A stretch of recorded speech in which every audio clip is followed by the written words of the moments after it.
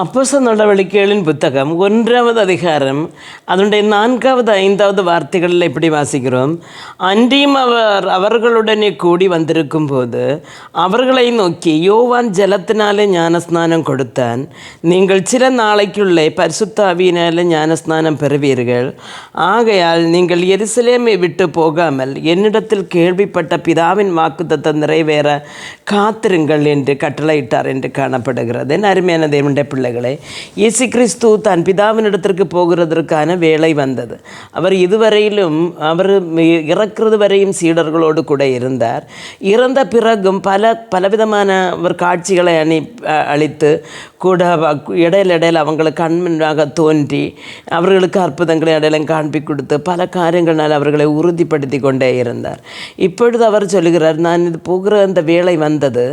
நான் போனால் தான் பிதா பரிசுத்த ஆவியை அனுப்புவார். நீங்கள் என்ன செய்யணும், இங்கே எருசலேமில் நீங்கள் என்ன செய்யணும், காத்திருக்கணும் அப்படின்னு சொல்லுகிறார். அப்போ யோவான் ஜலத்தினாலே ஞானஸ்நானம் கொடுத்தார். ஆனால் பிதா உங்களை பரிசுத்த ஆவியினாலே நிறைப்பார் என்று சொல்லுகிறார்.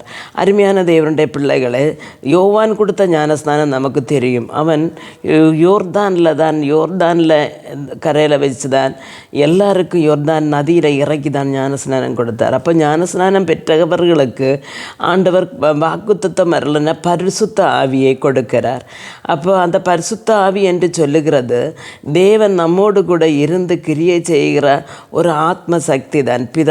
இயேசுவுக்கு இனி ஒரு மனிதனோடு கூட இருக்க முடியாது. அவர் ஆவியான தேவன். அவர் பரத்திற்கு எடுத்துக்கொள்ளப்பட்டார்.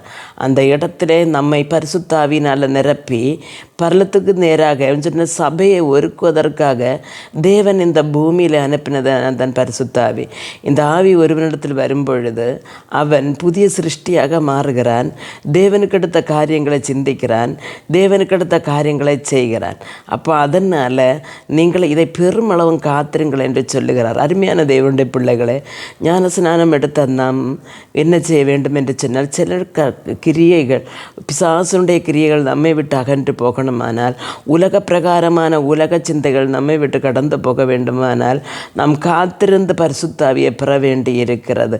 அதனால் இந்த நாட்களில் நாம் தேவனிடத்தில் பற்றுதலாக இருந்து ஆண்டவருடைய அந்த பரிசுத்த ஆவியை பெற்றுக்கொண்டு பலனடைந்தவர்களாக நாம் இந்த உலகத்தில் சாட்சியாய் ஜீவிக்க கர்த்தர் நமக்கு ஒவ்வொருவருக்கும் கிருபை அருள்வாராக என்று ஜெபிக்கிறேன்.